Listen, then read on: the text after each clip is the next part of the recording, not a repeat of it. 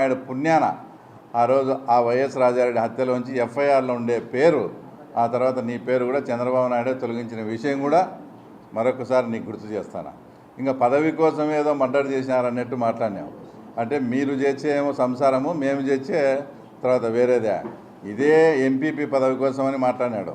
1995లో సతీష్ రెడ్డి గారు MPP elections వేంపల్లిలో పోటీ చేసినప్పుడు పులివెందుల నుంచి పోయి ఆ గూండాలు అప్పట్లో ఉండే కాంగ్రెస్ పార్టీ వాళ్ళంతా పోతే మీకు వాళ్ళకు చాలా గొడవ జరిగి లాస్ట్కి అది ఫైరింగ్ స్టేజ్కి పోయి ఫైరింగ్ జరిగి కూడా ఒక మనిషి వెంకట సుబ్బయ్య అనే అతను కూడా చనిపోయినాడు.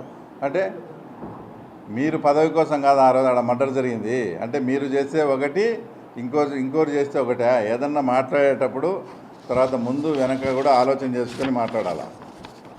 ఇంకా మాట్లాడితే ఏదో మాకేందో ఆయన మీద ఎవరో మాకు వెనకల నుంచి హైకమాండ్ ఇంకోరో చెప్పి ఆయన మీద అనిపించినట్టు లోకేష్ బాబు ఇవన్నీ మాట్లాడిస్తున్నారు, అది ఇదని మాట్లాడుతూ ఉన్నాడు.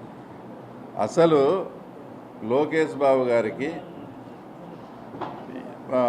సతీష్ రెడ్డి గురించి ఇంకోటి టార్గెట్ చేయాల్సిన అవసరం ఏముంటుందో ఒకసారి మీరు ఆయన కూడా ఆలోచించాలా. ఆయన 2024లో అవుట్రెట్గా తెలుగుదేశం పార్టీని వదిలిపెట్టి వైఎస్ఆర్సీపీ కండువా వేసుకొని ఆ పక్క ఎలక్షన్ చేసినాడు. అప్పుడు మెజారిటీ 2019లో 92,000. ఒక ఇన్ఛార్జిగా 25 ఏళ్ళు పనిచేసిన వ్యక్తి వైఎస్ఆర్సీపీకి పోయి అక్కడ తెలుగుదేశం పార్టీకి అగెనెస్ట్గా ప్రచారం చేసి అంతా చేస్తే వచ్చిన మెజారిటీ 30,000 తగ్గి 61,000కి వచ్చింది. అంటే నీ ప్రభావం ఎక్కడున్నట్లు. ఇంకా నువ్వు పోతే 95 లక్ష 1,20,000 రావాలా, కానీ 60,000కి తగ్గిందంటే నీ ప్రభావం ఏమున్నట్టు.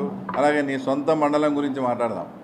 2019లో నీ సొంత మండలంలో 14,000 మెజారిటీ వస్తే 2024లో నాకు తెలిసి దాదాపు 9 నుంచి 9,000 వచ్చింది. అంటే నీ సొంత మండలంలో కూడా ప్రభావితం చేయలేకపోయినావు. తర్వాత నీ సొంత బూత్కి వస్తా. ఆ తర్వాత అది వేంపల్లిలో 2వ బూతు.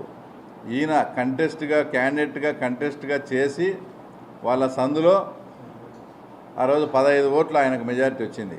ఆయన వెళ్ళిపోయిన తర్వాత మాకు కేవలం 5 ఓట్లే ఆ బూత్లో మెజారిటీ. అంటే ఈయన ప్రభావం ఏమాత్రం ఉందో ఒకసారి మీరు కూడా మీతో పాటు రాష్ట్ర ప్రజలు కూడా తెలుసుకోవాలి. అలాంటి వ్యక్తి నువ్వు ఏమాత్రం ప్రభావం చూపలే, ఇంకా ఒక రకంగా అది మాకే ప్లస్ అయింది. అలాంటి వ్యక్తి గురించి లోకేష్ బాబుకు ఆలోచించాల్సిన పనే ఉంది. ఆయనకేందో నిద్రలేని రాత్రులు ఏదో చూపిస్తా అంట. నాకు తెలిసి ఆయన ఫ్రెండ్స్ కానీ శ్రేయోభిలాసులందా ఏంది ఇంత పని చేసుకుంటేవి, తీరా గవర్నమెంట్ వచ్చేటప్పుడు ఇన్నాళ్ళు కష్టపడి తీరా గవర్నమెంట్ వచ్చేటప్పుడు ఆ పార్టీలోకి పోయి ఇట్లా చేసుకోనని అందరూ చెప్తా. సతీష్ రెడ్డి గారికి నిద్రలేని రాత్రులు ఉన్నాయి, లోకేష్ బాబుకి కాదు. ఆయన ఇంకోటి ఏదో తీవ్ర పరిణామాలు ఉన్నాయంటే ఏదన్నా భౌతిక దాడులు అనుకొని ఆయన ఏదంటే అది మాట్లాడినాడు. మా దృష్టిలో తీవ్ర పరిణామాలంటే లోకేష్ బాబు గారిని కూడా మొన్న ఇంకా నేను ఆ మాటలు కూడా అనకూడదు, లోఫరు గీఫర్ అని కూడా మాట్లాడడం జరిగింది. అలాంటి మాటలు మాట్లాడినప్పుడు చాలా తీవ్ర పరిణామాలు ఉంటాయి అని చెప్పినాం. తీవ్ర పరిణామాలు అంటే భౌతిక దాడులు కాదు. ఇట్లే మాట్లాడితే నీ ఇంటి దగ్గరికి వస్తాం, ధర్నా చేస్తాం, ఇలాంటివి. దాని ఆయన అంటే నన్ను ఏదో చేస్తారు, ఏదో భౌతిక దాడులని. అసలు నిన్ను చేయాల్సిన పని ఏమి నాకు అర్థం కాలే. నువ్వు చొక్కా ఎప్పుకొని వేంపల్లి అడ్డరోడ్లో మంచం మీద పండుకో, తెల్లవాడుదలు నీ జోలికి ఎవడన్నా వచ్చి అప్పుడు అడుగు. దానికి నీ ప్రాణానికి మాది హామీ. ఎందుకంటే నీకు థ్రెట్ ఉండేది నీకు వైఎస్ కుటుంబంతో. నువ్వు యాక్టివ్ పాలిటిక్స్లో ఉన్నప్పుడు డిఎన్ రెడ్డి గారు అప్పటి మాజీ ఎంపీ ఇంటి దగ్గర నుంచి వస్తా అంటే ఒక పిన్ బాంబు కూడా నీ దాని మీద వేసినారు, నీకు అది కూడా గుర్తుండాలా. అట్లా నీకు వైఎస్ కుటుంబంతో థ్రెట్ ఉంది. నువ్వు ఈరోజు నీకు ఇష్టం లేకనో సరెండర్ అయ్యో నువ్వు వాళ్ళ దగ్గరికే పోయినప్పుడు, నువ్వు వైఎస్ వాళ్ళతోనే కలిసిపోయినప్పుడు ఇంకా ఆ తర్వాత నీకు థ్రెట్ ఎక్కడుందో నాకు అర్థం కాలే. నీకు ఉండేదే వైఎస్ఆర్తో థ్రెట్, వాళ్ళతోనే కలిసిపోయినాక నీకు థ్రెట్ ఎక్కడుంది ఇంకా. కాబట్టి నువ్వు ఎక్కడ ఏమి తిరిగినా కూడా నీ జోలికి వచ్చేవాడు కూడా లేదని చెప్తూ, తర్వాత నాకు చావు అనేది ఎదురై వస్తే మీసం మెలేసి ఈ రాజమౌళి డైలాగులు ఇవన్నీ సినిమాల్లో బాగుంటాయి.